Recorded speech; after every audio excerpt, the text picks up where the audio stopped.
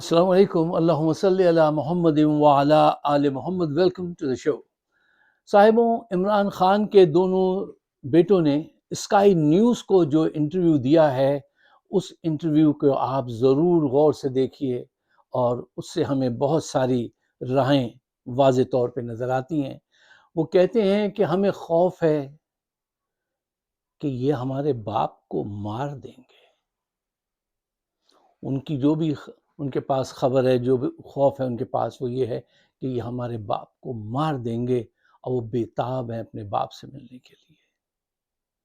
ان کے بیٹے سلیمان خان نے کہا کہ ہم چاہتے ہیں کہ ہمارا باپ ہمارے ساتھ ہو، لندن میں وہ کرکٹ کھیلیں، ہمارے ساتھ فٹ بال کا میچ دیکھیں، لیکن ہم یہ بھی جانتے ہیں کہ ہمارا باپ پاکستان سے بچھڑا، جدا ہوا تو وہ مر جائے گا، وہ پاکستان کے بغیر نہیں رہ سکتا۔ آپ نے آج تک کوئی ایک ایسا سیاستدان پاکستان میں دیکھا ہے جس کی محبت پاکستان سے اتنی اٹوٹ ہو، اتنی پروفاؤنڈ ہو کہ اس کو اگر الگ کر دیا جائے پاکستان سے تو وہ مر جائے گا؟ یہ ہے عمران خان، اس لیے ہم اس کے ساتھ کھڑے ہیں۔ ان کا بیٹا اس بات کو پہچانتا ہے، وہ کہہ رہا تھا کہ وہ اپنے ضمیر کو نہیں بیچ سکتا، وہ کسی کے سامنے جھک نہیں سکتا، وہ لندن میں نہیں رہ سکتا، اس کا جو کچھ ہے، اس کی زندگی کا مقصد جو کچھ ہے، وہ پاکستان ہے۔ اور یقین جانیے، پاکستان بھی اس کے بغیر نہیں رہ سکتا۔ اگر انہوں نے یہ ستم کیا تو قوم ان کی وردیاں پھاڑ دے گی، یہ ملک پھر پاکستان نہیں رہے گا۔ یہ آج کل اس کے ساتھ وہ نفسیاتی حربے استعمال کر رہے ہیں، ان بیماریوں کو ایسے انجیکٹ کر رہے ہیں، اس کی خبریں ایسے پھیلا رہے ہیں کہ ابھی سے ایک گراؤنڈ بنا لیں، اور اگر وہ باہر بھی آئیں تو ان کو اتنا کمزور کر دیں کہ کہیں وہ تو ڈیورنگ دا جیل میں ان کے یہ ہو گیا تھا، یہ بیماری ہو گئی تھی۔ یہ حرکتیں آج کل کی جا رہی ہیں جیل کے اندر۔ اگر کوئی آپ کو ایک دن کے لیے 12 گھنٹوں کے لیے ایک کمرے میں بند کر دے، گھپ اندھیرا کر کے، آپ پریشان ہو جائیں گے، کہیں گے کوئی بات کرنے والا بھی نہیں ہے، میں اب کیسے باہر جاؤں؟ پورا مہینہ ہو گیا، اس سے زیادہ عرصہ ہو گیا، انہوں نے ان کو موت کی چکی میں رکھا ہوا ہے، جس کی ونڈو سے وہ پھانسی گھاٹ نظر آتا ہے۔ کیا ستم یہ کر رہے ہیں اس کے ساتھ، اور وہ باہر نہیں آنے دے رہے۔ مجھے بڑا افسوس ہے یہ بات ایڈمٹ کرتے ہوئے کہ جس قوم کے لیے وہ یہ ساری صعوبتیں برداشت کر رہا ہے، مصیبتیں برداشت کر رہا ہے، آدھی رات کو اٹھ کر وہ نماز پڑھتا ہے اور اس قوم کے لیے دعا کرتا ہے، اپنے بچوں کے لیے نہیں، اس قوم کے لیے دعا کرتا ہے، اور یہ قوم ابھی تک اس کے لیے نہیں اٹھی۔ مجھے پوری قوم سے شکوہ ہے، یہ قوم بڑے پیمانے پہ ابھی تک نہیں اٹھی۔ صرف کے پی کے جو لوگ ہیں وہ اٹھے ہیں، ورنہ ہمارا پنجاب جو ہے وہ تو سو رہا ہے۔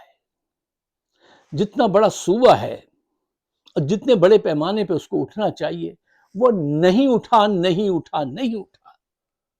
تاریخ لکھے گی یہ بات۔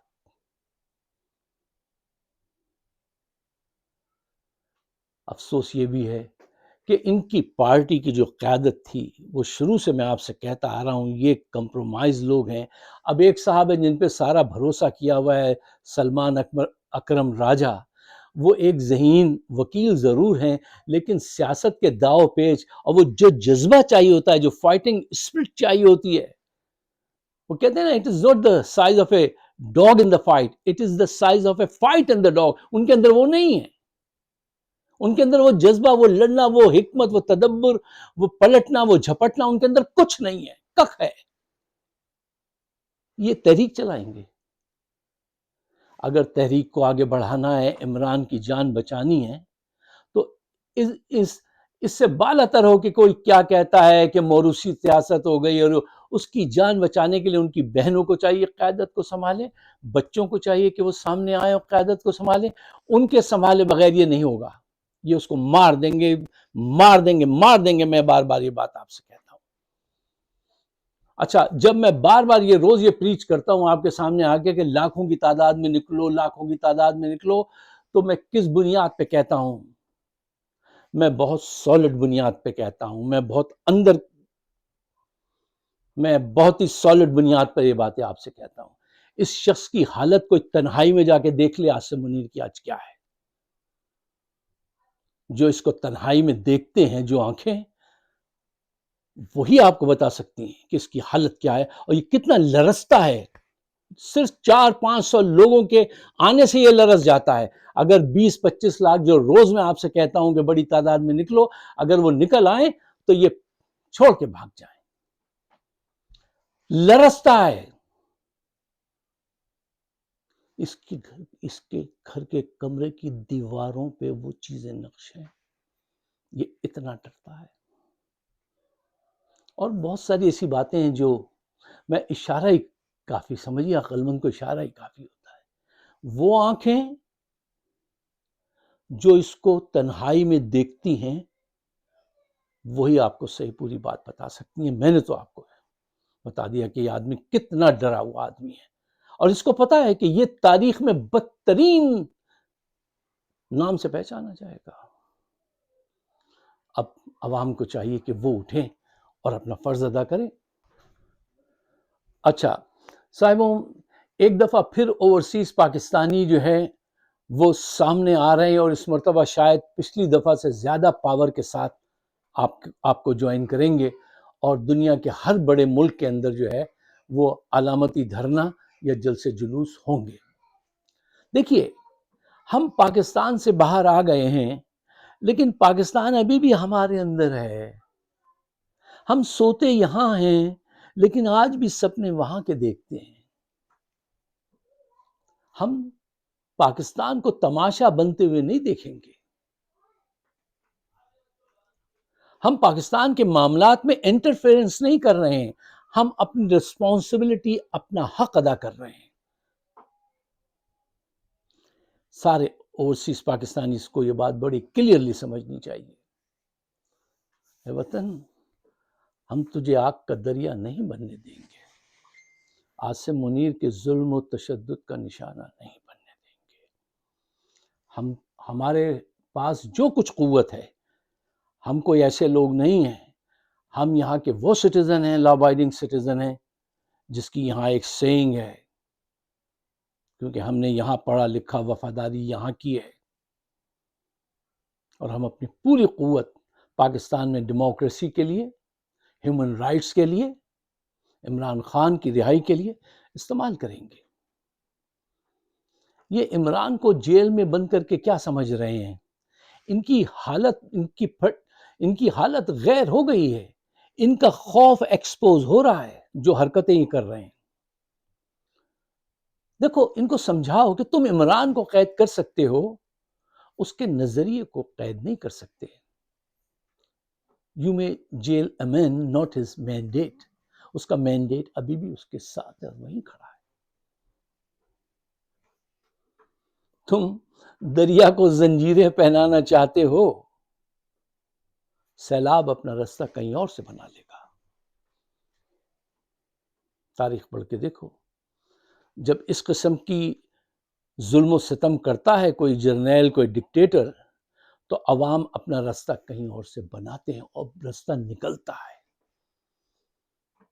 اور اوورسیز پاکستانی، چاہے وہ امریکہ سے ہوں، کینیڈا، برٹن، سعودی عربیہ، یو اے ای، کہیں سے بھی ہوں، وہ پاکستان کے ساتھ کھڑے ہوں گے ہیومن رائٹس کے لیے، ڈیموکریسی کے لیے، ڈکٹیٹرشپ کے خلاف.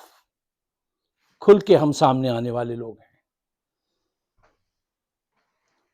اچھا، جو لوگ اب تک عاصم منیر کے ساتھ کھڑے ہوئے تھے، چھپ چھپ کے بھی کھڑے ہوئے ہیں لوگ، اور وہ اندر سے جانتے ہیں کہ یہ دیوار کبھی بھی گرے گی.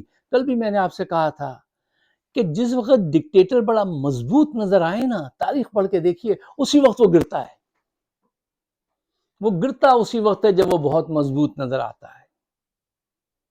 کیوں اس کے پاس گن کی پاور ہوتی ہے، عوام کی پاور نہیں ہوتی ہے۔ ان حضرات کو چاہیے کہ اب اپنے اپنے بیگ جو ہے پیک کرنا شروع کر دیں۔ کیوں؟ 4-5 پوائنٹ، بڑی لمبی بحث اس پہ ہو سکتی ہے، میں اس کو مختصر اور آسان بنا کے 4-5 پوائنٹ آپ کو پیش کرتا ہوں، آپ کی سمجھ میں آئیں تو دوستوں کے ساتھ شیئر ضرور کیجیے گا۔ آج وہ حالات آ گئے ہیں کہ ہر صورت میں جو بات حق کی ہو، سچ کی ہو، آپ کی سمجھ میں آتی ہو، اس کو اپنے حد تک محدود مت رکھیے گا۔ عمران کی جان بچانی ہے، پاکستان کو بچانا ہے تو شیئر ضرور کرنا ہے۔ پوائنٹ نمبر 1، دیکھیے ٹرمپ سے جلد بازی میں انہوں نے وہ وعدے کر لیے جو یہ پورے نہیں کر سکتے۔ اس وقت بھی میں نے کہا تھا کہ یہ کوئی بھی پورا کرنا آسان نہیں ہوگا۔ اب یہ دوبارہ یہاں آ رہے ہیں، اگر یہ وعدے پورے کریں گے تو مریں گے، وعدے پورے نہیں کریں گے تو مارے جائیں گے۔ تو جو حضرات ان کے پاس کھڑے تھے ان کو چاہیے اپنا اپنا بیگ پیک کرنا شروع کر دیں۔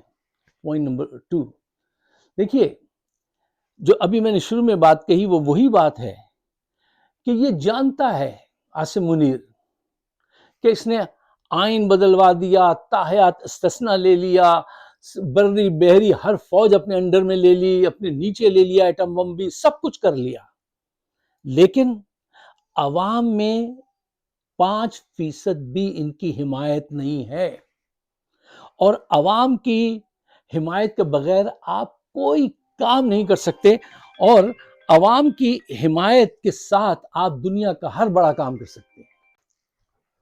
اچھا صاحب، پوائنٹ نمبر 3، دیکھیے فوج کے اندر اس وقت بڑے پیمانے پہ بے چینی ہے۔ لفظ تو بغاوت استعمال کیا جاتا ہے لیکن وہ ابھی تک وہاں نہیں پہنچے ہیں۔ اس کی بے چینی کی 2 وجوہات ہیں۔ یہ وجہ نہیں ہے کہ ان کو دوسرے جو جرنیل ہیں ان کو پاکستان سے بہت محبت ہے، اس وجہ سے وہ بے چین ہے کہ یہ سب کچھ کیا کیے دے رہے ہیں، نہیں، یہ وجہ ہے لیکن اس کی مقدار بہت تھوڑی ہے۔